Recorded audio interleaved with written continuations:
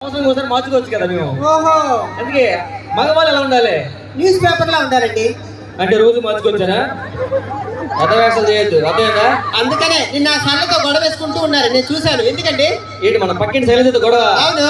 ఏం లేదు, సాధారణంగా మనం ఇంటికి ఎవరైనా గెస్టులు మనం టీ తాగుతుంటాయి, గెస్ట్ వస్తే ఏమంటాం? టీ తాగుతారండి అంటాము. ఒకవేళ టిఫిన్ చేస్తున్న టైం వస్తే ఏమంటాం? టిఫిన్ చేద్దరండి అంటాము. అలాగే పడుకున్న టైం వచ్చింది కలిసి పడుకుందారండి అన్న. మీరు తింగరోళ్ళు.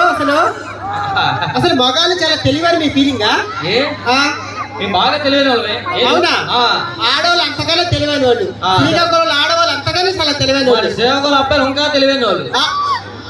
చూద్దామా ఎవరు తెలియదు? ఆడవాళ్ళు ఒకసారి అడిపేసుకున్నారంటే అదిగో ఇప్పుడు అబ్బాయి. అరే అబ్బాయిలు చికెన్ అడిస్తే హైదరాబాద్ అనిపిస్తుంది. అవునా? సరే సరే, ఇప్పుడు ఆడవాళ్ళు తెలివైన వాళ్ళ మగవాళ్ళు తెలివైన వాళ్ళు ఇప్పుడే చెప్తా. ఇప్పుడు మన ఇద్దరమే రోడ్డు మీద నడుచుకుంటూ వెళ్తున్నాం. ఒక జ్ఞానం ఉన్న మూట, డబ్బున్న మూట రెండు రోడ్డు మీద పడాయి. మన ఇద్దరు నడుచుకెళ్తుంటే ఒక జ్ఞానం ఉన్న మూట, ఒక డబ్బున్న మూట. ఓకే, మీ మగాళ్ళైతే ఏం తీసుకుంటారు?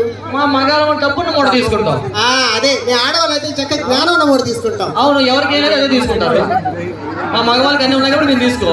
సరే, మా మేడం ఒక మాట అడిగారు. ఏమడిగారు? ఫైర్ స్టేషన్ లో ఎక్కడ పట్టినా మగాళ్ళే పని చేస్తారు, ఆడవాళ్ళు ఎందుకు పని చేయరు అడగమన్నారు.